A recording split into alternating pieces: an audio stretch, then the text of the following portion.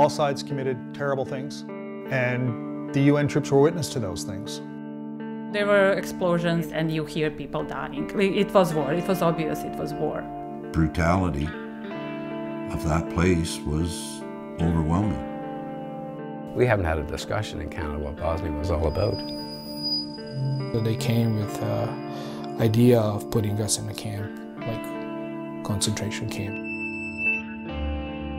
There are people who don't want healing and reconciliation. They want revenge.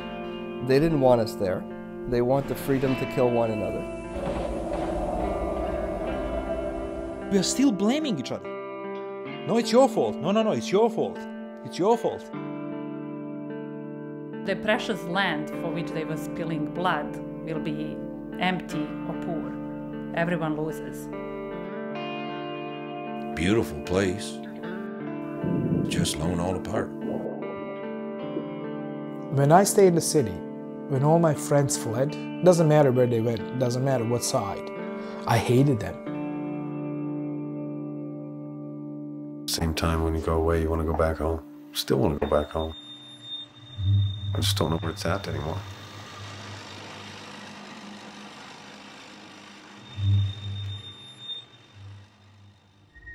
Two decades after the war in the former Yugoslavia, there is peace in the region. But the scars of the war are everywhere. At least 130,000 people died in the chaos, including 23 Canadians who lost their lives trying to bring peace to the region. Some of the echoes of conflict are visible: graves and rubble. Others cannot be seen: wounds of the spirit. For the Canadian soldiers that served there and the refugees that found shelter in Canada, these wounds now stretch across place and time. But they all cross paths in the former Yugoslavia and a forgotten war that was a watershed moment in Canadian military history. For the people of Yugoslavia, the war did what all wars do. It brought danger, destruction, and death. The former Yugoslavia was made up of 6 republics: Slovenia, Croatia, Bosnia, Serbia, with Yugoslavia's capital Belgrade, Montenegro, and Macedonia. Following World War II, the country enjoyed decades of peace under the leadership and ideology of President Josip Broz Tito. His leadership was unique among the communists in encouraging a decentralized government. With greater regional and local independence, Tito was successful in easing tensions between the 3 main ethnic groups, Croats, Serbs, and Bosniaks, until his death in 1980. There is so much to say. He was loved. When he died, people cried. He helped Yugoslavia become what it had been. Religion is the biggest difference between the 3 main ethnic groups. Croats are Roman Catholic, Serbs are Orthodox Christian, and the Bosniaks are secular Muslims. But for many people, especially in the Bosnian capital of Sarajevo, those differences meant nothing. Growing up in Sarajevo, we all went to the same school, we wore the same clothes, you know. We did have tons of, aspirations of life like anybody else, and we really did not look different, or we didn't speak differently, or it was just same people. My best friends were Bosniaks and Croats. There was no difference. We never considered who is who. We grew up in same neighborhoods. We went to same schools. Yugoslavia, after World War II, implemented this policy called Brotherhood and Unity, which was actively taught in schools. We were taught that we were equal and brothers. Being Serb, being Croat, being Muslim, being, didn't matter at all. Mile Mitrovic was born and raised in Vukovar, Croatia. He was a teacher before being forced to serve in his local militia. I thought that we are all brothers and we are all same, that,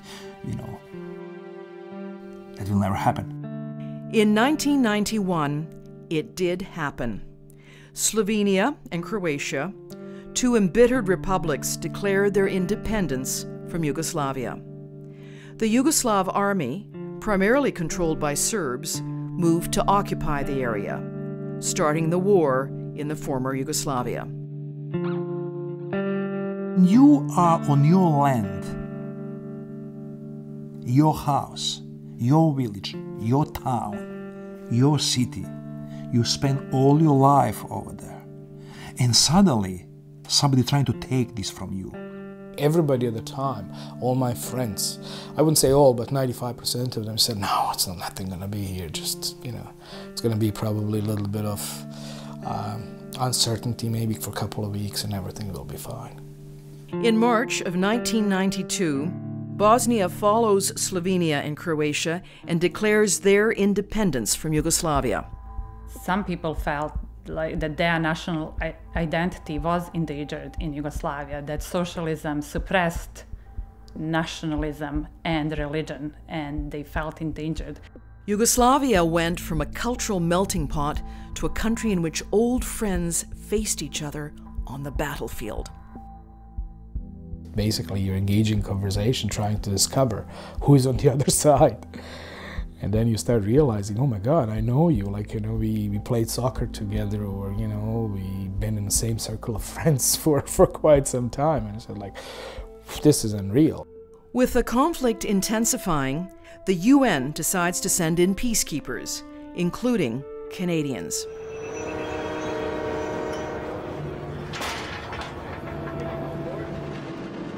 When it was told that we were going in for peacekeeping, I figured we would just be between the two sides, like, you know, Cyprus. Cyprus was actually peacekeeping. You were there to make sure that one side didn't do something to the other side, and if it did, you sorted it out at the lowest level and kept the peace. Vince Rigby grew up in New Waterford, Nova Scotia. He joined the Cape Breton Highlanders in 1981 and did peacekeeping tours in Bosnia and Cyprus. There was a lot of foot patrols in between the town, Turkish and the Greek. And yeah, it wasn't bad, you know, it was, or go see the town, lots to do, people loved us. Had no problems, right? We get into Bosnia, we weren't ready.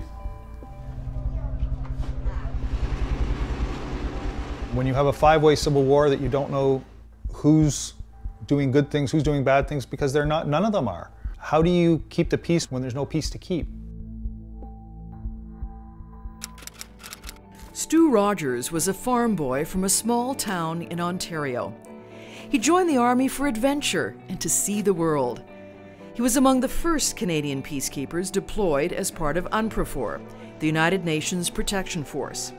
When he arrived in Yugoslavia, he was surprised to see such devastation. Pictures you see from World War II, when you had blown up buildings and bullet holes through everything and all the destruction, it was like that. The drive in was really an eye-opener to me of how brutal people could be. Like seeing pictures of the Second World War, nothing compares to being right in it. You could almost feel the curtain of hatred. In April 1992, peacekeepers made their way into the Bosnian capital of Sarajevo, which was under siege. They discovered a city torn apart, which only 8 years before hosted the world for the Winter Olympics.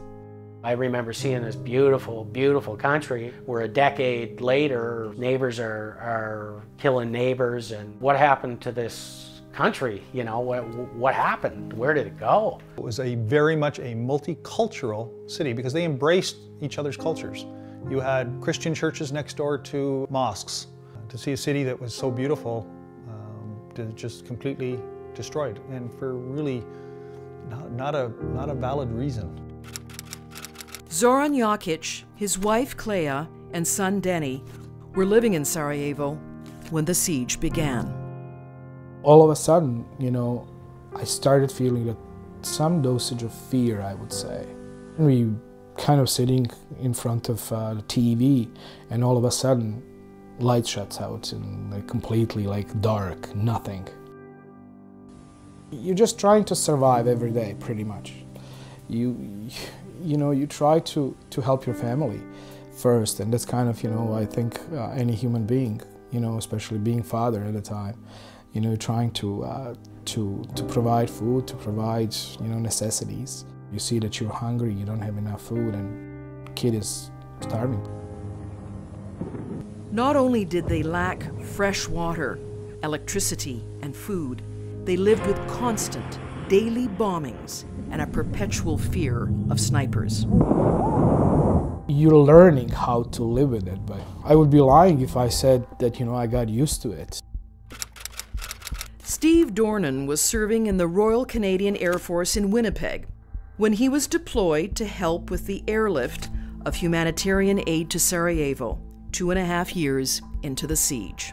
The snipers and that have had years to find the best locations, and so did the artillery, the Serb artillery that was raining shells down on the city as well.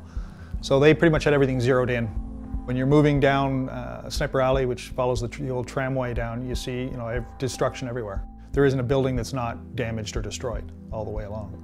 You're driving around bridges and overpasses and that sort of thing that are literally blown apart, or you're driving around craters in your vehicle trying not to fall through the holes on the bridges that are damaged. There is no repair, there's no infrastructure, there's no nothing. It is a modern city with people that look just like you and me living in a hell. Zoran had to stay and serve in the army, but Klea and Denny Jakic miraculously found safe passage to leave siege-ridden Sarajevo, thanks to Zoran's American sister-in-law. She was knocking on the door, actually, to different American embassies around Europe, and she was fortunate that somebody finally wanted to hear her out. One day, just a UN transporter came, and basically they said, "Jump in, you're leaving." Everybody was trying leaving. I have friends from all 3 nations who were trying leaving. If somebody heard that there are tickets selling at the airport, everybody will be calling friends of all 3 nations and telling them there is possibility to fly. You're in this little piece of your world, and all around you is chaos. And it's like, wow, what's going on? What is our role here? Sometimes you can see dead bodies, you can see dogs eating those people, but the troops are not coming and not doing anything. I had high hopes when the UN peacekeepers arrived in Sarajevo just before the war. I had hoped they can help stop the war. Sometimes it's hard when you live in a city that's completely closed down, and you look at the peacekeepers and you're trying to understand why they're not helping people. So as a peacekeeper, it's your primary duty to help. They had tough job. This is only what I can say. I later learned that UN peacekeepers actually did not have mission to help much. Strict rules of engagement, or ROEs, restricted peacekeepers from acting. Part of the problem with the rules of engagement are there's a lot of kind of gray areas. You had to have direct evidence of having been fired at in order to shoot back, and that was as clear as they made it. And the only way we could figure that is somebody's going to have to get hit. The ROEs are repeated to you fairly often, and then when you're not hearing them, then you're reminding your buddy, well, okay, somebody's got to get hit today. How about you take the hit? If you broke the rules, it was $1,000 a round, and a private's pay was only $1,000, not even $1,000. You know, every month, you have to get shot, literally shot, before you can shoot back because of self-defense at that time. My very first day, very first patrol.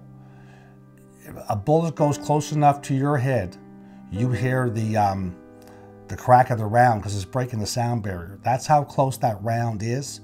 And I'm telling you, I hit the ground and I almost shit my pants.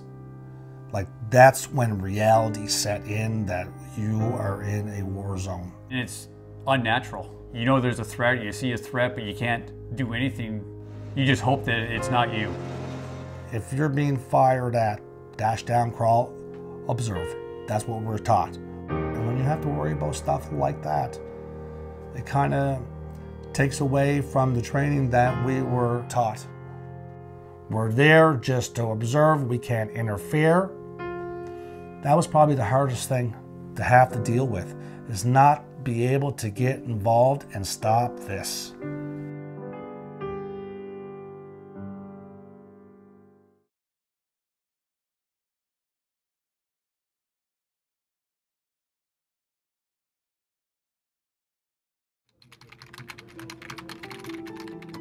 Rules of engagement were written by lawyers in New York at UN headquarters. They wrote an 11-page listing of the rules of engagement. Reads like any legalese document, you know, if something happens, see tab A, subsection B, para C. If this happens, then okay, refer to Annex A and accomplish this. Well, for a soldier on the front line who's literally facing down, you know, a tank pointed at him, okay, where does this fall into the 11-page rules? Okay, well then I better call higher and see what happens. And you call higher and they say, well, they've got a tank, yeah? Okay, well, what have you got? It's like, well, we've got, you know, 6 of us with our sidearms. Well, you're not gonna stop a tank. Okay, well, you better get out of the way. All right, let them through. Rules of engagement. Note the following rules, number 1 through number 7, describe options in terms of which the key paragraph 13 sets forth normal daily situation, exclamation point. Rule 6, rule number 1, that's what it says, authority to carry arms. Option A, granted to carry arms. Okay.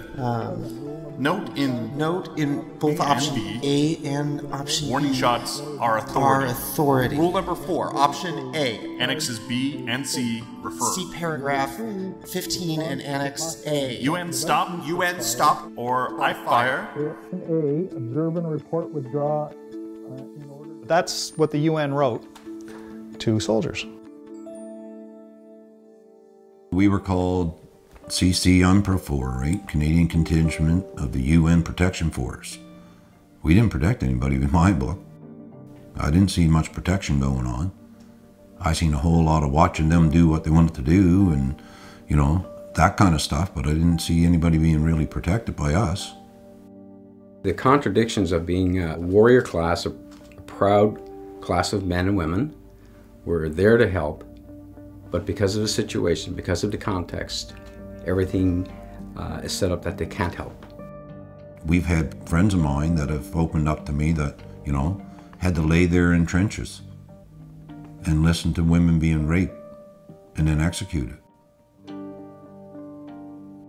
Ethnic cleansing, concentration camps, torture, and systematic rape were among the many atrocities committed by all sides. The worst story I heard that come out of there was the story of when they nailed a pregnant woman to the floor and cut the fetus out and nailed that to the floor. That was, I think of that every day. Like, yeah, it's in my brain, it'll never come out. Like, it's...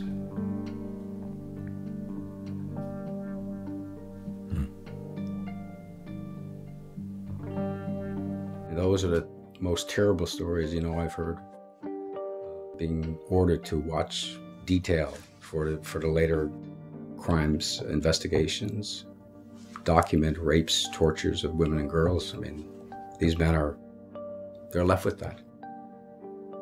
Every soldier goes into battle to effect change, positive change. You want to make it better for the people that are there. So when you're not able to effect change, when you're told you can't effect change, and by the way, you can be witness to the complete opposite of change, the carrying on of the atrocities, it leaves you numb, it leaves you broken. Because of the strict rules of engagement, UN soldiers often felt like targets. They were physically and psychologically tormented by the warring factions who knew they couldn't retaliate. If the former warring party decided they were upset, they'd put one off your helmet and your Kevlar helmet would explode, your face would be shredded, but you'd be alive. If they wanted to kill you, they shot you in the throat or the face. Alex Gillis from Margaree, Nova Scotia, joined the Army before he finished high school. He remembers a nervous Canadian private, intimidated by a bold sniper. It was like right over our heads. The direction was spot on, maybe 8 or 9 feet over. Like they weren't trying to make it too obvious. But anyway, he hit the ground a second time. So I laughed that time, and he didn't think it was so funny. And I said, well, you can't be doing that. Well, what am I supposed to do if they're shooting? Well, they're shooting above your head. You already know they're not shooting at you, but this is after a lot of people had been shot at, and specifically shot at. So he jumped twice, and I said, you can't be doing that. I said, now you're just making it fun for him. I said, if you go back up there again, he's going to shoot a third time, you're going to jump. He's going to shoot a fourth time, you're going to jump. So I went up, sat there a few minutes, made it obvious it was a different person. Okay, you go over there. So whoever was shooting had a rifle, most likely a scope, as there was only one round, one high-powered round. And sitting there for a few minutes, and all of a sudden, crack. I heard it go over, I looked around, picked him out in the tree line, and I gave him the finger. He never fired again. That was it. Just don't let anybody know you're scared. There was incidents where they would shoot at the trailer, the ladder on the back of the pod trucks, and just kind of, you know, just to let us know they were there type of thing, right? Just playing games with the UN. Blair Davis left his hometown of Liverpool, Nova Scotia to join the Air Force. Deployed to Bosnia as a cook, he didn't expect to arrive in a war zone. It was midnight and the sirens went off, the warning sirens that there was imminent threat. There was gunfire, there was the whistling, you always hear the whistling of coming in of, you know, the shell. They were just outside our barrier and they were basically harassing us and there was nothing we could do. I talked to one of the guys from the supply decks and he was like, oh yeah, one of the shells landed on our ammo bunker last night and went thud into the soil. If that shell had gone off, I wouldn't be here today. The whole camp would have been wiped out. Enemy snipers proved to be particularly lethal. Steve Dornan was traveling with French soldiers when their convoy was attacked. I was out actually with the Legion and we were in two of their carriers. The commander of the patrol was ahead in the first vehicle and I was in the second vehicle and both of us were literally, you know, from chest up, exposed. We pulled up to a checkpoint, but of course basically, you know, we'd stopped and they milled about a little bit and all of a sudden I looked and they were gone. I thought, you know, he just, you know, slipped off, lost his footing and you know, maybe dropped down, but he didn't come up and our vehicle radioed their vehicle and didn't get any response. And he'd been shot in the throat by a sniper. And the inside of the whole vehicle was red. They got him in the artery and he was literally spraying blood everywhere. And his crew was tending to him. And I remember his eyes, he's just so vacant, so pleading, so scared. And he died in the back of the vehicle, surrounded by his crew. Soldiers on all sides grew increasingly unwilling to follow orders. In one village, Mila Mitrovic refused to throw a grenade into a basement. This is one of these situations when I told people very openly, I'm not willing to do that. I'm not willing to throw the bomb. What if you have civilians, women, children there, hiding? I'm not willing to do that. And I didn't. Actually, I went to several houses. And actually, I found people over there. Serbs and Croats, together.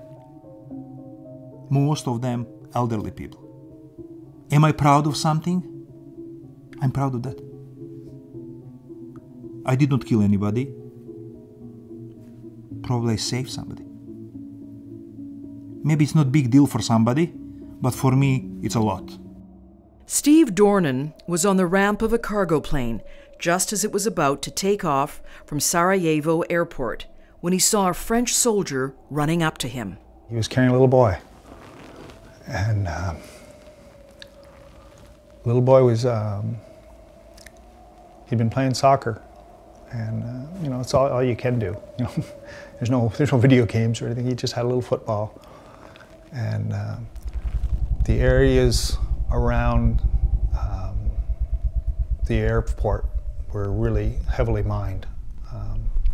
And the little guy had stepped on a shoebox mine.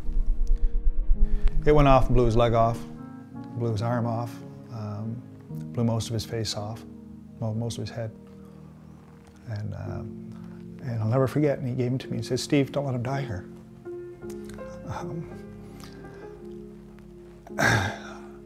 And you have to realize we lost a lot of, soldiers.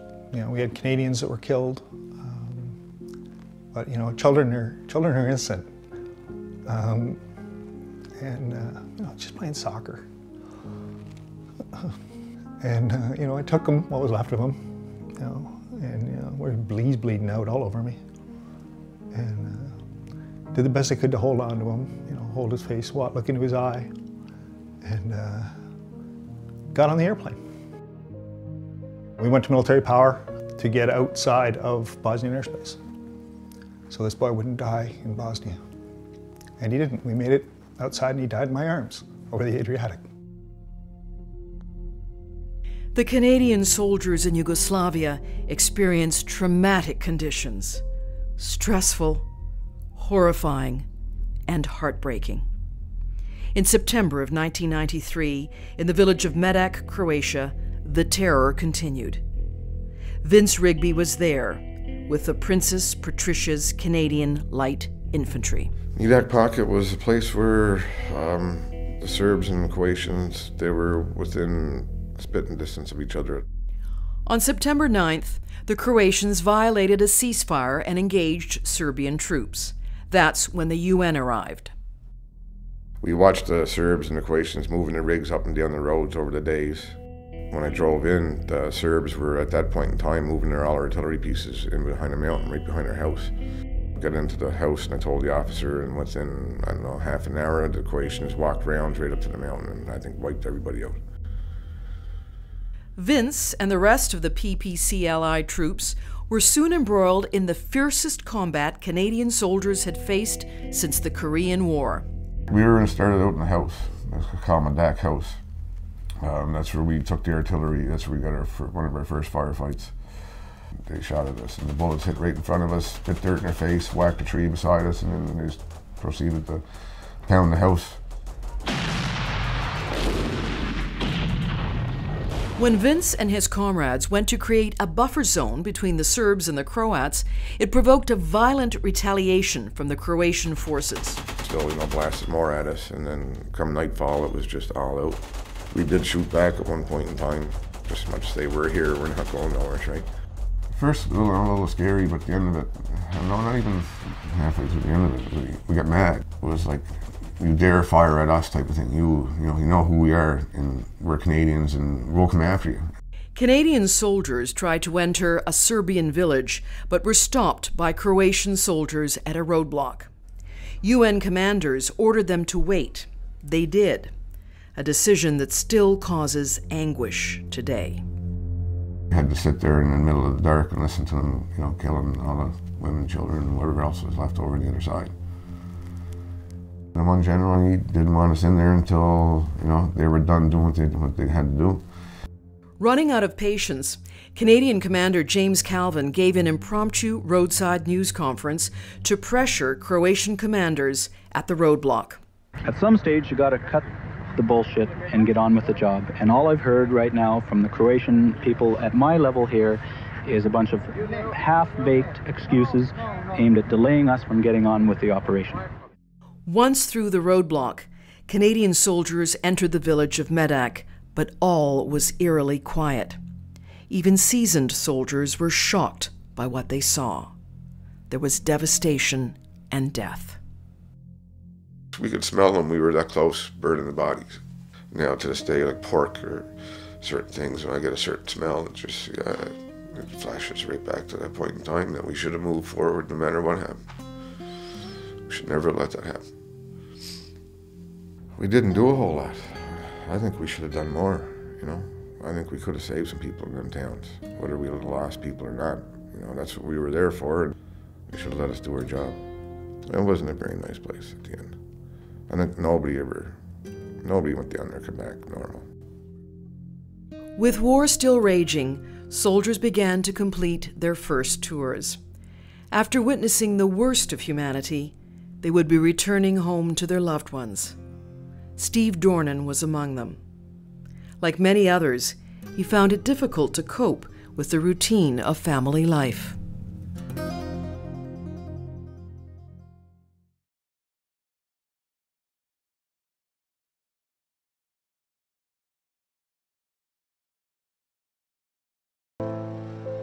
Being in Sarajevo is I call it surrealistic because your mind can't grasp everything that's going on around you.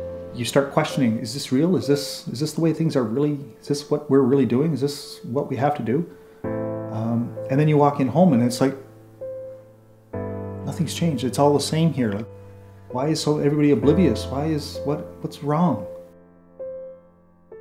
You become very angry that no one knows, that no one's helping, that no one understands. I wasn't a very nice person to be around.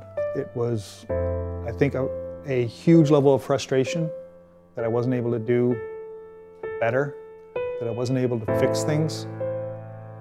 I was frustrated and angry at the world. Before Bosnia, he was caring, nurturing, listened very well. What I noticed the most when he came home was that myself and the children, we weren't a priority anymore.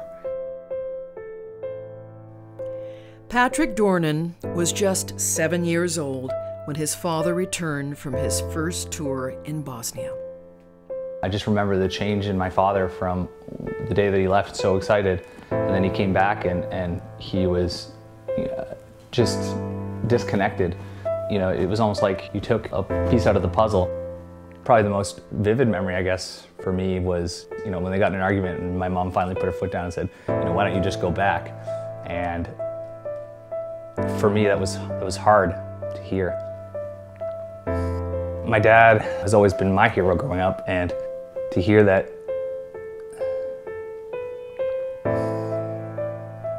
my mom doesn't even want him to stay home.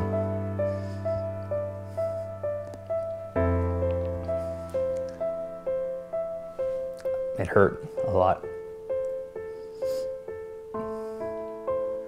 I wasn't functioning well at home, either with the kids or with Roseanne. I went to my boss at the time. Really, the only thing we could do is send you back. I understood he had to go back. And I needed to be supportive of that.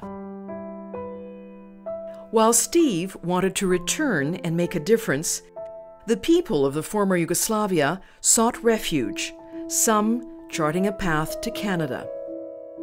I knew I had to leave. I was 22, I just had to leave. And it took me about 14 days to find out a way to leave.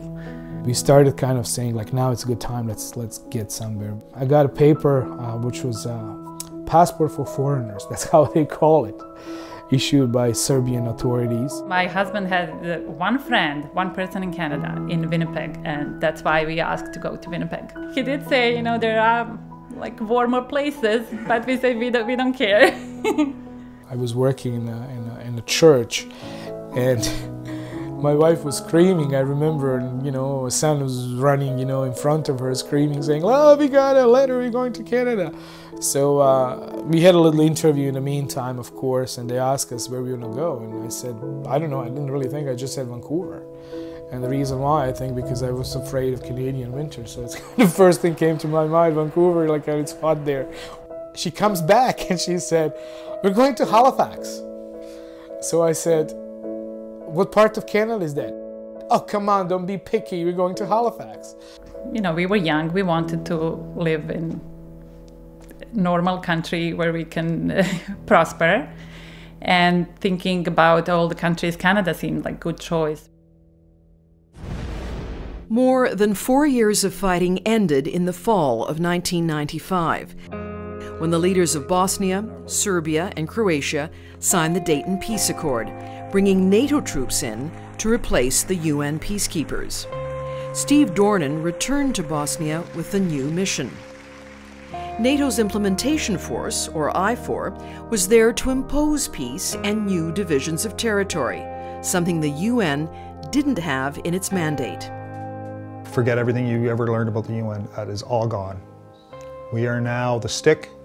We are the green hats. We are here to impose equally on all factions our will for them to stop fighting. After the Dayton Peace Accord, when war stopped, while obviously help was needed to enforce the peace agreement. So in effect, NATO was the peacekeeper and the peacemaker. When we went back with I-4, the intervention force, we were very much the stick. We have complete freedom of movement throughout the country. There are no more checkpoints. Now we could affect change. We had the mandate, we had the will, and we had the firepower to affect change.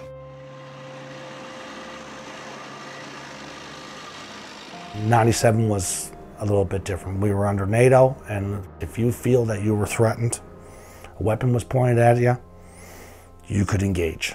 That was the big difference under NATO compared to United Nations. So more of a peacemaking, a little better rules of engagement, a little better position to operate from. I saw the country in its worst in the UN days, where people died left, right, and center. In I-4, the only people that doing the dying were the people that, like the snipers that wouldn't give it up. After years of war, one of the most horrific tasks was to locate and protect mass graves. Any grave with more than 3 bodies in it is a mass grave. Right? The whole country's a mass grave, for geez sakes. That's the context that you start with. So we knew that existed. Did we know the extent to which some of the genocide-sized mass graves? No. One of the largest mass graves was found in Bihać. Canadian Dan McIntyre was there as the bodies of nearly 300 people were pulled from the earth. It was quite surreal. For me, I've never seen anything like that before. And families are coming to try to identify articles of clothing. So we're supplying security at first to make sure nobody gets at the site until everything's excavated, and they had a medical examiner there trying to go through everything. As they started to excavate and pull the bodies out, and they found more and more as they went down. Yeah. I-4 brought long-awaited peace. Because it was so effective, some might ask, why didn't NATO go in sooner? The war to be independent has lost its luster. People are tired. Soldiers are tired. You do that for years, soldiers get tired. They don't want to do this anymore. The will of the people is, we don't want to do this anymore. So when NATO comes in and says, all right, we're at the point now where we can actually affect change because the sides don't want to fight anymore. That's when you can affect change. If we'd have gone in earlier, you'd have been fighting an occupation force war. I-4's mandate ended after 1 year, and NATO transitioned to the Stabilization Force, or S4. It was an interesting tour, my second tour. Believe it or not, it was a little more lax than 97. So things started to die down. There wasn't as much animosity. There weren't as many, instances of violence and stuff like that.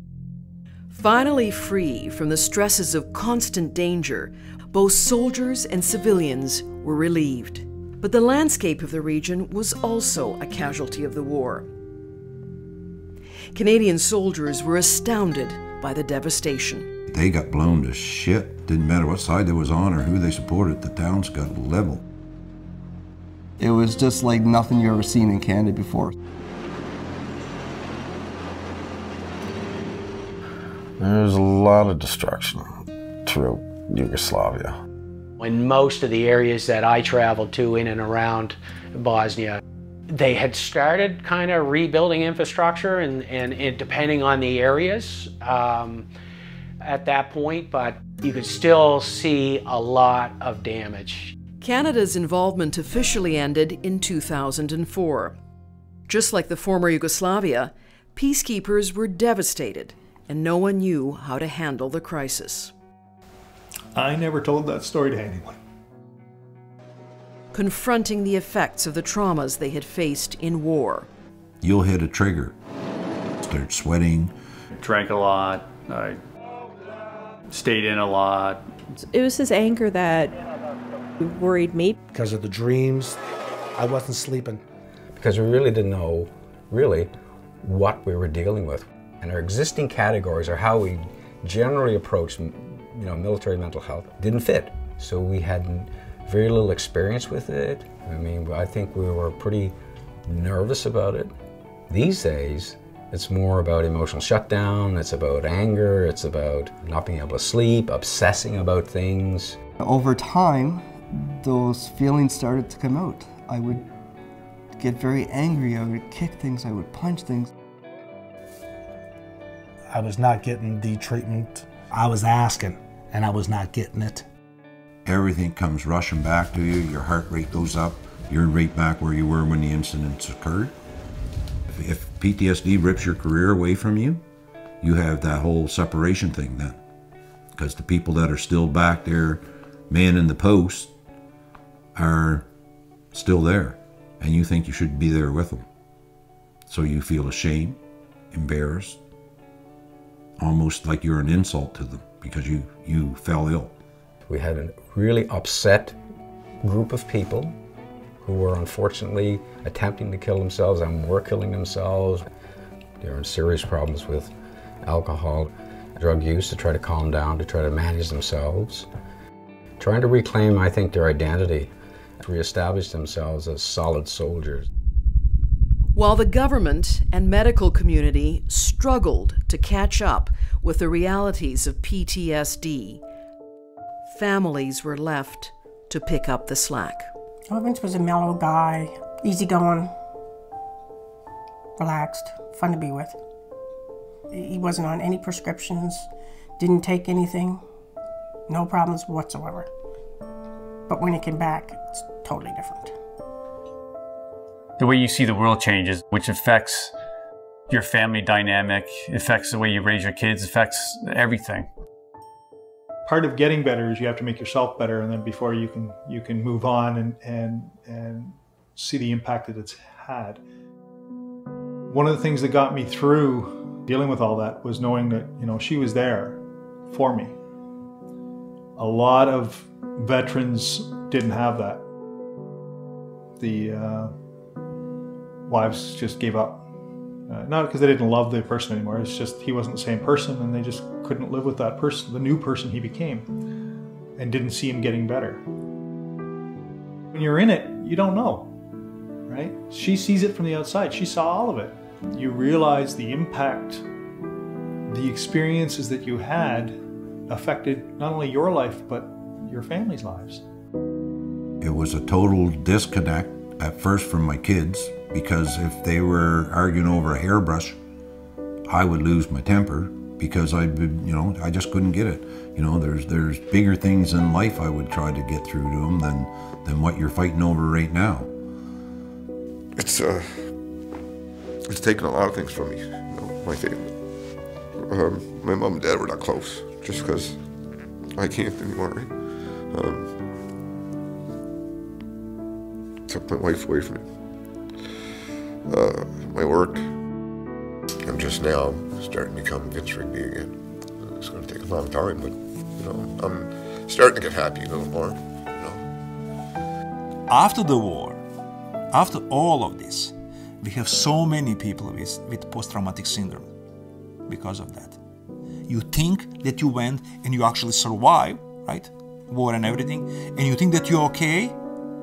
But later on you will find yourself, that there's so many things that's wrong with you.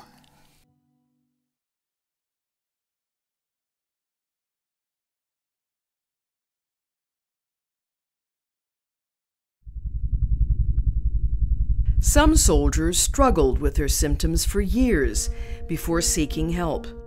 Blair Davis lived for over a decade in silence. A 10-year-old newspaper article would be the start of his healing. We talked about some of what he saw and experienced over there, so that his family and friends could read the article and get an understanding of, what's he coping with, and how's he dealing with it now that he's back home in his familiar surroundings. I talked about all the stuff that I experienced, the houses being blown up, the people and stuff like that. When I did the interview coming back, unknowingly, I was talking about my PTSD. I was talking about my experiences. Usually when you come back from that sort of thing, you're supposed to have a psychological assessment. He didn't. The reporter asked the right questions. They were the types of questions that a normal psychologist would have asked. And so we were lucky we had that, because that was the only way we were able to tie his injury to a service. As a journalist, you do these articles, never thinking that down the road that it may have played a bigger picture in what he'd gone through.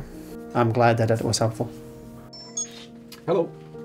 There is a lot of evidence that the earlier you can begin to talk about it, to process it, the more likely you are to recover from it. Soldiers cope with PTSD in different ways. For Stu Rogers, it's his service dog. Zeben provides him with daily comfort. It just takes my stress away, right? He lays on me, he's a comforting friend. Whatever I'm thinking, it gets my attention focused off of that and on him. Before, like I was a hermit, right? I wouldn't be doing anything, I'd sit in the house and that's it. Hey, buddy. I don't know, the dog might be better for me than the psychologist. And the psychologist is good, but the dog's here every day. I've been active in trying to heal myself, along with my professional help. I do a lot of backwoods country driving, get out of Dodge I call it, right? And a lot of hunting, fishing. Whenever I can hit the woods, I try to hit the woods. That's my piece. For Blair Davis, a trip to a local farm prompted him to Google horses and PTSD. He discovered an organization called Can Praxis and made a phone call. He said, "Hi, how you doing?" I said, "Good." He's like, "No, how you really doing?" And when he said, "How you really doing?" that just, it's like, wow, this guy gets it. He understands that I'm in pain. Blair's at a breaking point. You could see it. When he's sitting at the dining room table crying, like this is a man that doesn't cry. He is bawling his eyes out saying, I don't know what to do. And we went out there. The first day we were separated from our spouses. It was just me, 5 other guys with PTSD. They do wonderfully in groups. They're able to talk to each other candidly. You can shake a person's hand that has PTSD, and when they look in your eyes and they know you get it, you get a bond right off the bat. We all had the same symptoms, same feelings. It's like, wow. You guys actually get it. You understand what we went through. It was one of the best things that I ever did for my relationship. It helped bring me and Kim closer. If I give them unconditional love, they'll give me unconditional love back. And they're my therapy. That's why I get up every morning, is to come shovel horse shit. That's why I'm here today, because of them. I've seen a lot of these men and some women. There's no possibility for them to have the conversation about the untenable situation they were put in and what they were left with. We treat people individually as patients, but there's no room for a conversation, a bigger conversation. What was Bosnia? What were the early days of Bosnia for people? What's the conversation that we need to have? We don't like these conversations in Canada. It's a conversation that's difficult for anyone, but especially so for those who need to talk about it the most. I was a bit of a critic myself to those that would say something and it was, and suck it up and soldier on. That's what it was. Everybody has a breaking point somewheres. I didn't think it would ever affect me. Boy, was I wrong. Now, I will not judge anybody. It took me a long time to come out and say it, and I believe we are our own worst enemies. The culture is shifting. For more and more veterans, they are also their greatest allies. I think there's always going to be a need for veterans helping veterans and helping one veteran at a time. There's a whole life after PTSD. It's never going to go away from you. You always have times where you'll sit and cry or sit and shake, but it's not every day. It's not every minute of every day. Don't give up. Keep fighting the good fight. That's number one. Engage somebody. Make a connection. You won't regret it. When we were in, we were brothers, right, and sisters. When we get out, we should be no different. We can stand together to get the mission done. And the mission is, don't leave any of us behind. Even with support, life will never be the same for the Canadians who served in the former Yugoslavia. And the same is true for those who fled the war. We first visited in 1997. We try to go every second year. When I go, I try to forget bad things, but so much has changed. I used to know lots of people, but now I don't know that many people. I don't have anything in Sarajevo. I mean, my dad died in Sarajevo and the grave is still there. That's the only thing we have left there. I had desire to go, but I think I was afraid to go. I was afraid to find Sarajevo different than Sarajevo I remember. Going there and being there and realizing it's not the same. I don't know, it's just something unsettling, something I don't want to see. I loved Yugoslavia. But obviously that will not happen again.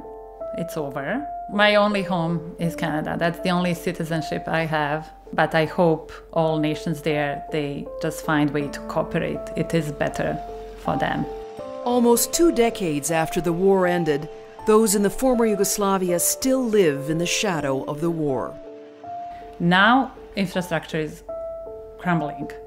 Roads are only sporadically improved. Rail transport is either dead or almost dead. Healthcare is not good, and there are no jobs. It's far from recovering to the pre-war level. So there is very little hope for young people.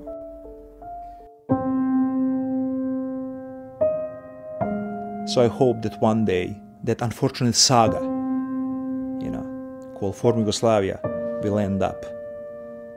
But I'm not seeing the end yet. 20 years after the Dayton Peace Accords ended the war, I think very little progress has been made in terms of reconciliation. There is deep sadness inside us. All of us, I do believe that all of us, we are part of that madness over there. And we didn't have power to stop it. I'm actually worried that war can happen again. Because there are the same people with same ideas waiting for the right moment for their final victory and revenge. I don't think so that ever will be the same again.